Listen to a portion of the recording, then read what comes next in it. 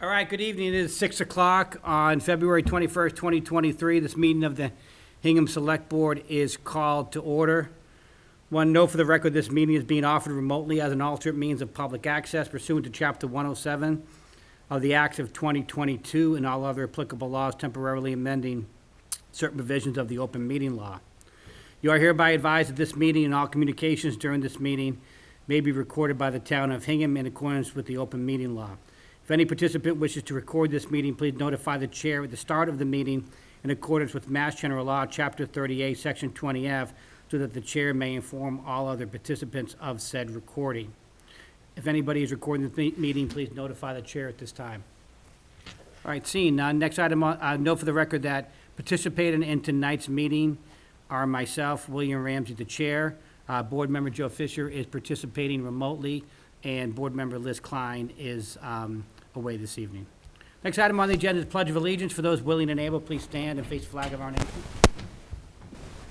I pledge allegiance to the flag of the United States of America and to the republic for which it stands, one nation, under God, indivisible, with liberty and justice for all.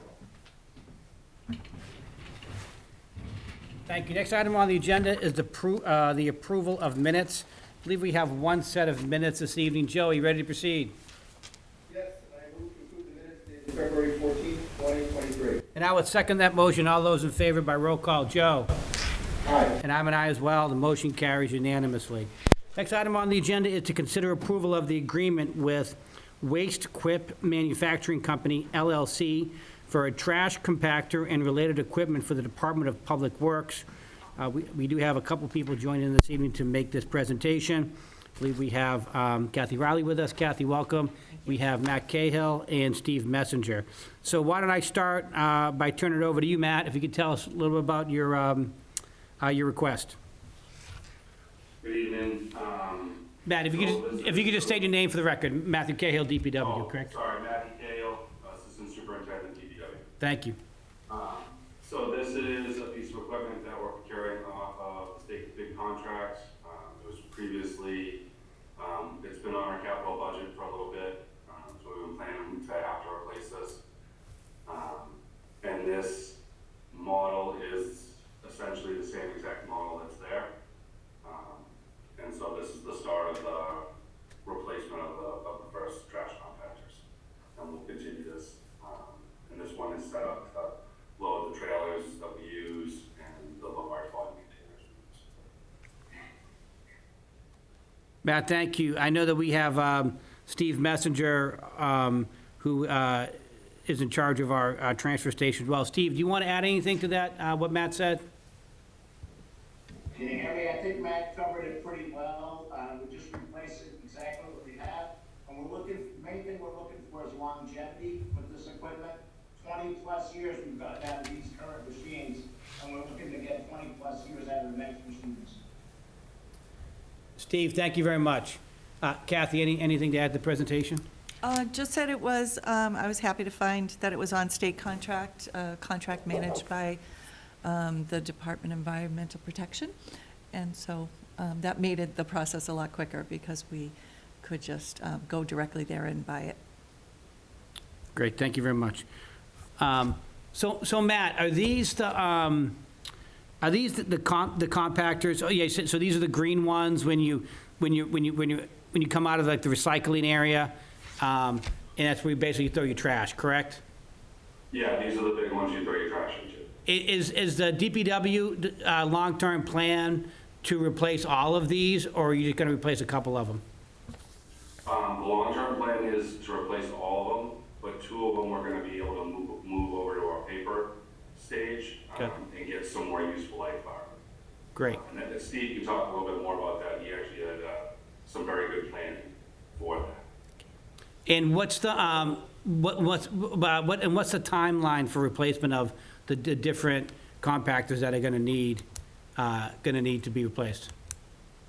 I think this is the first of four, and we've started putting them on the cap. They've been on the capital for the past few years. So this is the first of the four that we have that we need to replace. Two we're going to be able to recycle. Great. Steve, did you want to add something to that? I only wanted to say that These trash compactors that we're replacing, all right, we started out with smaller trash compactors in an effort to save some money, but we did it on a trial basis. So those last two trash compactors that are in service now are gonna become our paper compactors. So in 6 years, we won't be asking for paper compactors because we've already purchased them. So in the next 4 years, we'll have to replace all the 4 compactors, trash compactor lanes. You know, you have 8 lanes, each lane has 1 compact, 2 lanes per 1 compactor. So that's what we're trying to establish there. And like I said, the longevity is the big thing we're shooting for. I get 20 years out of these machines easy. Excellent, Stephen, thank you very much. Let me see if Joe Fisher has any questions. Joe? Yes, thank you, and I'm glad we're moving forward with this. Let me ask, what is the delivery date expected for this? Hold on, I'll pull up the procurement sheet. It's on the procurement sheet. Kathy might be able to speak to that a little bit better. It says I know the contract 10 to specifies 12 the weeks. deadline, but I didn't know if that was the expected delivery date. That was an estimated date. The vendor estimated lead time was 10 to 12 weeks. And so I just put in the end of the fiscal year as a placeholder. If it goes longer, we'll do it, but it should be sooner than the end of the fiscal year, so. Great. And I know that longevity is important. What's the expected useful life, and is there a warranty associated with these machines? So the machine comes out of the box with a 3-year warranty. And so that's 1 year on labor, 1 year on parts, and I think 2 years on, or 2 years on castings, if I read it properly. And then from there, it's our O&M that Steve routinely does, such as greasing and proper gives you routine maintenance. Steve's really good on that stuff, so if the machine is acting up or making a noise, I know that he's gonna have it attended to properly, like he does all the time. Sure. So you expect that this would last 20 years or more? I think with the same, Steve's same maintenance and the way we've handled the other ones, absolutely. And then after its useful life, how are they disposed? Steve, you can speak a little bit to that. I think you might have some more information on that. Yeah, what they do is they take all the oil out of them, and they're basically, it's all steel. Those, the hydraulic cylinders will get repurposed, and all the other scrap metal will be repurposed. It's, yeah, it's all recyclable. Yeah, we do get some. I think there's a credit on the quote for the return of the old one. Okay. And one final question. I know the town has been pursuing the policy of making sure that our energy usage is appropriate, that we're a green community. Is this machine, I don't know if there's a standard that it needs to be compliant with, but is it green rated in any way? Or is that even appropriate? I mean, this is a machine that's being promoted by Mass DEP. So if the state's environmental protection group's saying that it's the right one to use, to me, and I think to Steve and probably to Kathy, we all felt the same, that was a good stand for us. Is the energy that drives it electricity? It is. It's an electric motor. Right. Okay, then that makes sense. No other questions. Thank you. Thank you.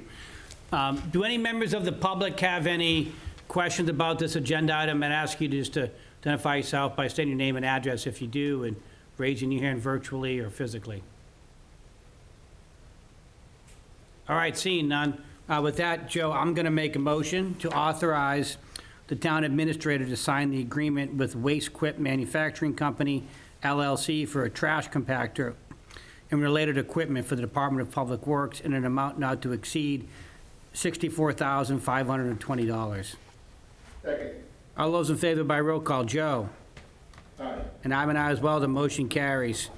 Before you go, Matt, just wanted to thank you for your leadership of the DPW last couple of months. I know you've stepped up with Randy being out, and really appreciate all the work you did, and you did a great job. And Steve, as always, you do a wonderful job for us at the transfer station, and appreciate all you do there, so thank you.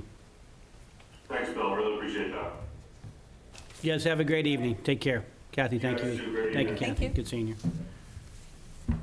All right, next item on the agenda is the 2023 Annual Town Meeting warrant article discussion. Articles tonight that we're going to discuss are well, the first one up is Article E, which is salaries of town officers. So Tom and Michelle are going to take point on this one. So Michelle, you're up. Sure. So this is a perennial article that we see every year. We're required by Mass General Law to have town meetings set the salaries is a strong word, of elected town officials.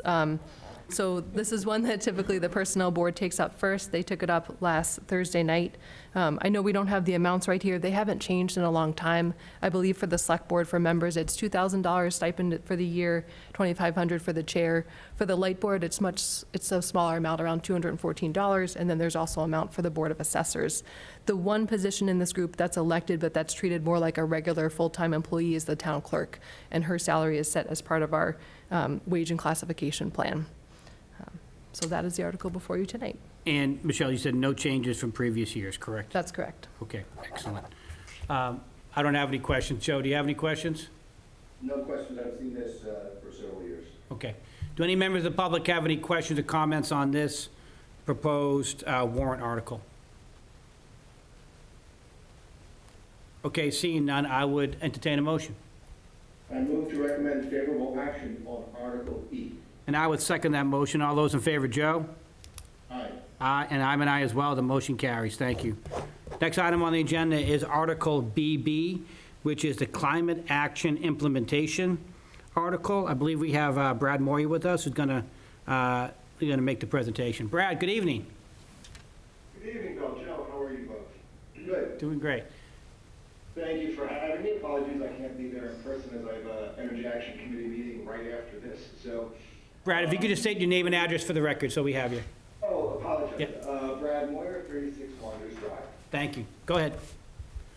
So the Climate Action Planning Committee recommended and put forward the warrant article that you see in front of you. The thought process behind that was the charge of the Climate Action Planning Committee ends when the Climate Action Plan is finalized, which we anticipate happening within Q2, be that sometime between the end of March to early May timeframe, depending on continued community feedback.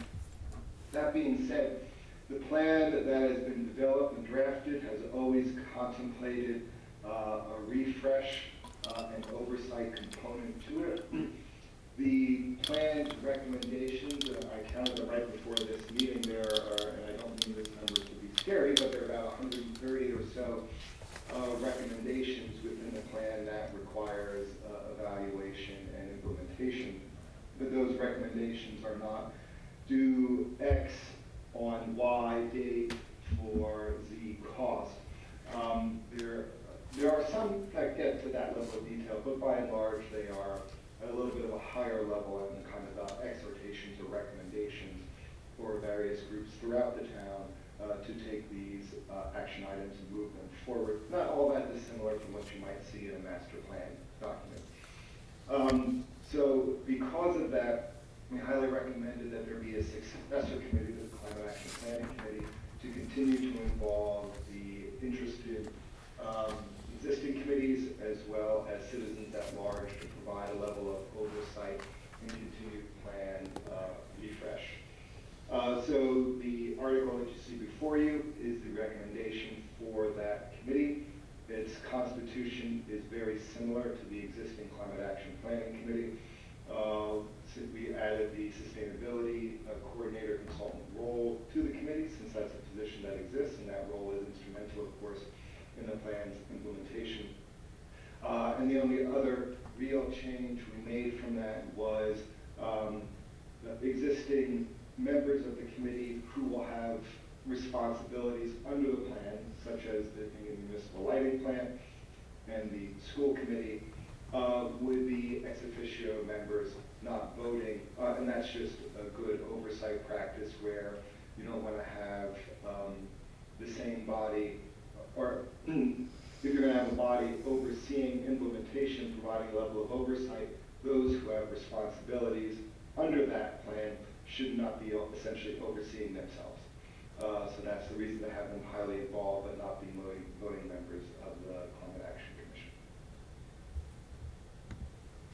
Brad, thank you very much. So, on the committee's composition, so it would be a mix of existing members and then some of the new appointments you discussed? Correct. Almost everyone would be existing. Yeah.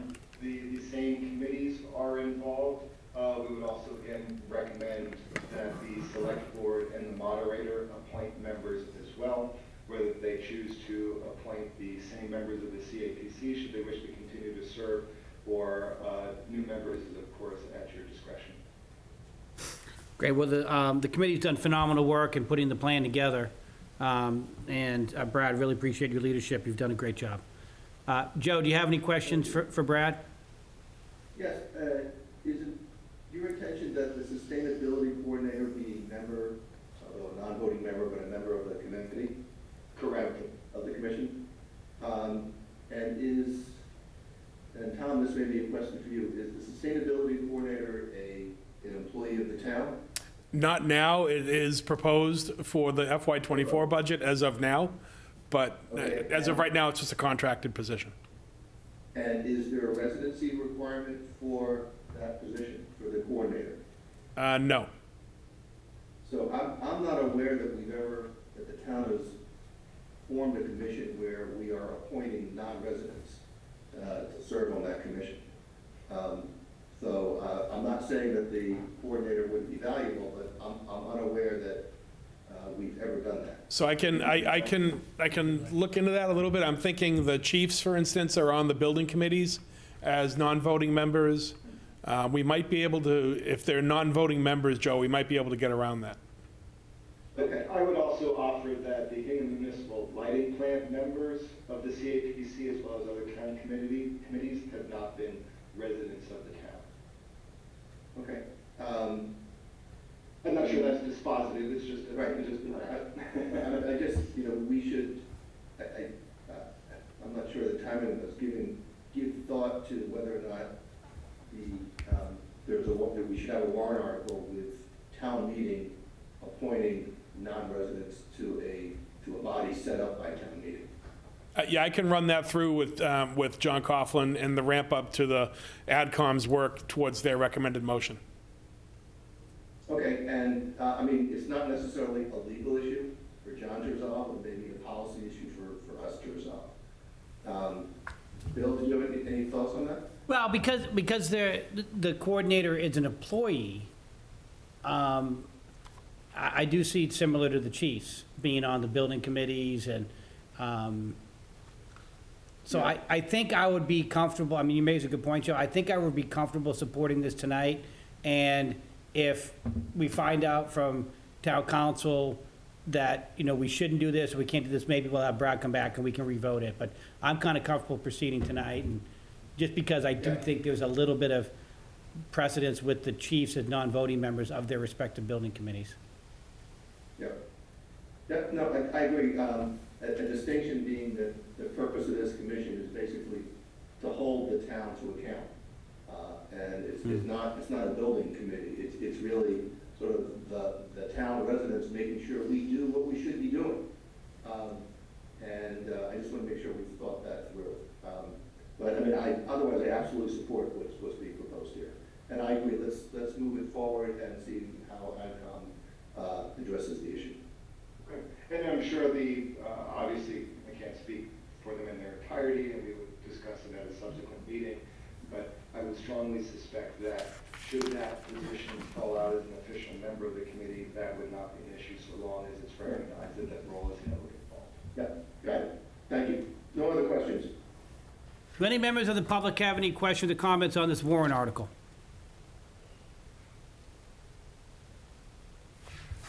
All right, seeing none, I would make a motion to recommend favorable action on Article BB. Second. All those in favor, Joe? Aye. And I'm an aye as well, the motion carries. Brad, thanks very much. Thank you. Good to see you again, Brad. Appreciate it. Take care. Good to see you. Next item on the agenda is appointments. I do not have any appointments this evening. Joe, do you? No? All right, that takes us to agenda item 7, which is public comment.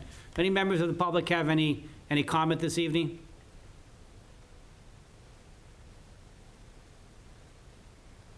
Seeing none, I'd move to Town Administrator Select Board report, so let's start this evening with Michelle.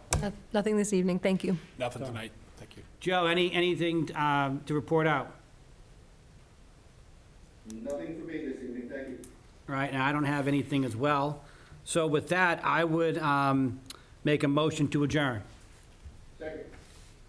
All those in favor, Joe? Aye. And I'm an aye as well. The motion carries. Hope everybody has a good rest of the week, and hope everybody, if people who are vacation with the children this week, hope everybody has a good vacation. Take care. Thanks, everybody. See you next week. See you, Joe.